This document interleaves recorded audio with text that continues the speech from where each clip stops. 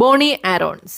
കാലിഫോർണിയയിൽ ജനിച്ചു വളർന്ന ബോണി ആരോൺസിന് ചെറുപ്പം തൊട്ടേ ഒരു സിനിമാ നടിയാകണമെന്നായിരുന്നു ആഗ്രഹം. എന്നാൽ അവളുടെ അസാധാരണമാം വിധത്തിലുള്ള നീണ്ട മുഖവും നീണ്ടു വളഞ്ഞ മൂക്കും അവളുടെ സ്വപ്നങ്ങൾക്ക് വിലങ്ങുതടിയായി തീർന്നു. തന്നെ കാണുന്നവരെല്ലാം ഏതോ ഒരു വിചിത്ര ജീവിയെ നോക്കുന്ന പോലെയാണ് അവളെ നോക്കിയിരുന്നത്. ഈ മുഖവും വെച്ചാണോ നീ സിനിമയിൽ അഭിനയിക്കാൻ പോകുന്നതെന്ന സ്ഥിരം പല്ലവി അവൾ കേട്ടുമടുത്തു. വീട്ടുകാരും നാട്ടുകാരും അവളെ സ്ഥിരം കളിയാക്കി. എന്നാൽ ഇതുകൊണ്ടൊന്നും ബോണി തളർന്നില്ല. പ്രാഥമിക വിദ്യാഭ്യാസം പൂർത്തിയാക്കിയ ശേഷം സിനിമാ അഭിനയം പഠിക്കാനായി ഒരു ഫിലിം സ്കൂളിൽ ചേർന്നു.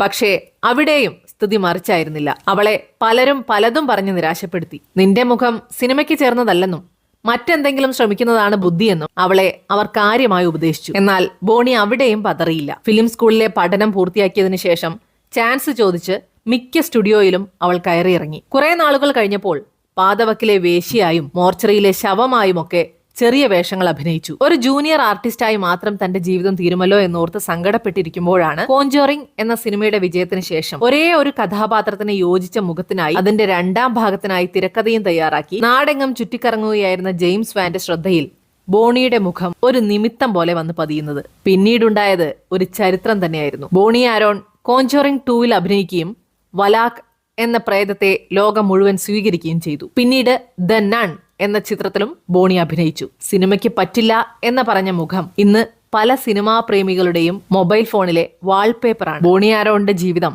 നമ്മെ പലതും പഠിപ്പിക്കുന്നുണ്ട്. തികഞ്ഞ ആത്മവിശ്വാസത്തോടെ തന്റെ സ്വപ്നങ്ങൾക്ക് പുറകെ സഞ്ചരിച്ച് ആ സ്വപ്നം യാഥാർത്ഥ്യമാക്കിയ ബോണി ആരോൺസിനെ കുറിച്ച് നിങ്ങൾക്ക് പറയാനുള്ളത് കമന്റിൽ രേഖപ്പെടുത്തുക.